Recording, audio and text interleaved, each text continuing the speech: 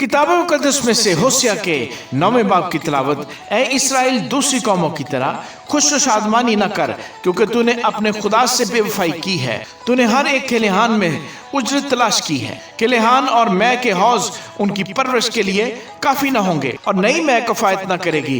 वो खुदावंद के मुल्क में न बसेंगे, बल्कि इफ्राइम मिस्र को वापस जाएगा, और वो असूर में नापाक चीजें खाएंगे। वो मै को खुदावंद के लिए न तो पाएंगे, और वो उसके मकबूल न होंगे।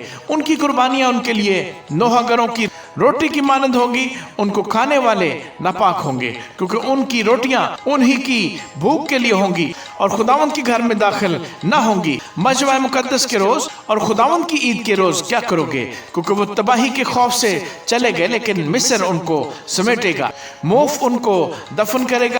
उनकी चांदी के अच्छे खजानों पर बिच्छू बुट्टी काबज होगी। उनके खेमों में कांटे उगेंगे। सजा के दिन आ गए, जजा का वक्त आ पहुंचा। इसराइल को मालूम हो जाएगा कि उसकी बदकिरदारी की कसरत और अदावत की ज्यादती के बायस नबी मौकूफ है, रूहानी आदमी दीवाना है। इफ्राइम मेरे खुदा की तरफ से निगहबान है।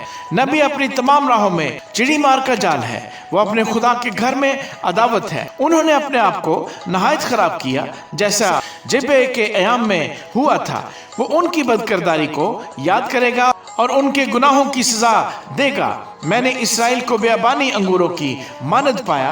तुम्हारे बाप दादा को अंजीर के पहले पक्के फल की मानद देखा, जो दरख्त के पहले मौसम में लगा हो। लेकिन वो बाल फगूर के पास गए और अपने आप को उस बाइस रुसवाई के लिए मखसूस किया, और अपने उस महबूब की मानद मकरू हुए।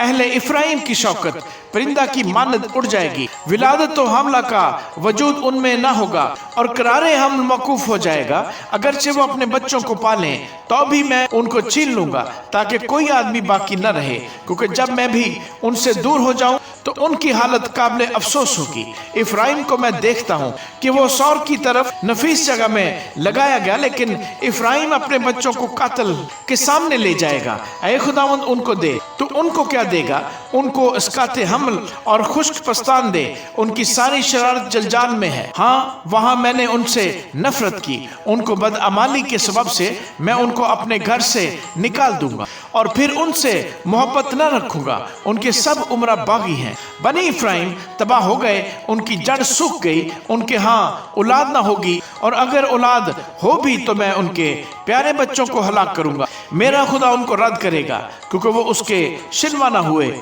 और वो कौमे आलम में आवारा फिरेंगे। आमीन।